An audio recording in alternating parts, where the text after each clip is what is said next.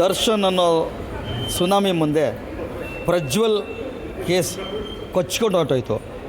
ಹಳೆ ನೀರನ್ನು ಹೊಸ ನೀರು ಬಂದಂಗೆ ಕರ್ಚ್ಕೊಂಡು ಹೊರಟಾಗಿದೆ. ಹಾಗಾಗಿ ಇವರು ಪ್ರಜ್ವಲ್ ರೇವಣ್ಣ ಅವರ ತಂದೆ ತಾಯಿ ಅಜ್ಜ ಆಗಿರ್ಬೋದು, ಯಾವ ದೇವರಿಗೆ ಪೂಜೆ ಮಾಡಿದ್ರೋ, ಯಾವ್ಯಾವ ಹೊರಗಳ ಕೇಳ್ಕೊಂಡು ಎಲ್ಲೆಲ್ಲಿ ದೇವರನ್ನ ಸುತ್ತಿದ್ರೋ, ಇವತ್ತು ಆ ಕೇಸೇ ಕಾಣೆಯಾದಂಗೆ ಆಗ್ತಾಯಿದೆ. ಬೆಳಗಾದರೆ ಪ್ರಜ್ವಲ್ ರೇವಣ್ಣ ಭವಾನಿ ರೇವಣ್ಣ ಈ ಥರ ಇದ್ದವರು ದರ್ಶನ್ ಕೇಸ್ ಬರ್ತಿದ್ದಂಗೆ ಅದನ್ನು ಮರ್ತೇ ಬಿಟ್ಟಿದ್ದಾರೆ. ದರ್ಶನ್ ಕೇಸೊಳಗೆ ಎಲ್ಲರೂ ಮಗ್ನರಾಗಿದ್ದಾರೆ. ಎಲ್ಲ ಮಾಧ್ಯಮದವರು ಅಷ್ಟೇ ದರ್ಶನ. ಆದರೆ ಪ್ರಜ್ವಲ್ ರೇವಣ್ಣ ಅವ್ರ ಕೇಸ್ ಏನಾಯಿತು, ಎಲ್ಲಿ ಬಂತು ಅನ್ನೋದ್ರು ಯಾವ ಮಾಧ್ಯಮದಲ್ಲೂ ಬಿಡ್ತಾರೆ. ಹಾಗಾಗಿ ಇವತ್ತಿನ ದಿನ ಏನಾಗಿದೆ, ಜನಕ್ಕೆ ಹೊಸ ವಿಷಯಗಳು ಬೇಕಾಗ್ಬಿಟ್ಟಿದೆ. ಹಳೇದನ್ನು ಮರ್ತು ಬಿಡ್ತಾರೆ, ಹೊಸದನ್ನು ಹಿಡ್ಕೊಳ್ತಾರೆ.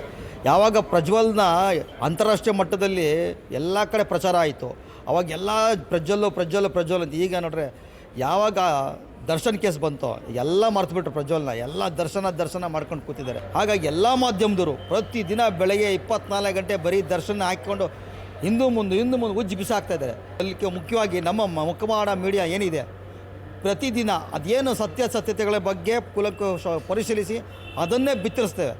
ಹಾಗಾಗಿ ನಮ್ಮ ಮಾಧ್ಯಮಕ್ಕೆ ನ್ಯಾಯಾಂಗ ಹಾಗೂ ಪೊಲೀಸರಿಗೆ ಸಂಬಂಧಪಟ್ಟಂಗೆ ನಮ್ಮ ಮಾಧ್ಯಮಕ್ಕೆ ಸಂಪೂರ್ಣ ವಿಶ್ವಾಸ ಇದೆ.